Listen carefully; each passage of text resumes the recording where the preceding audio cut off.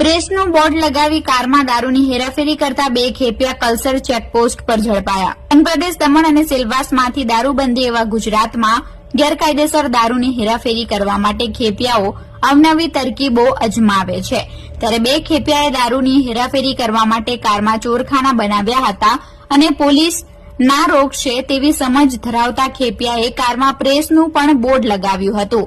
તેમ છતાં બંને ખેપિયાઓની તરકીબને પારડી પોલીસે નિષ્ફળ કરી છે.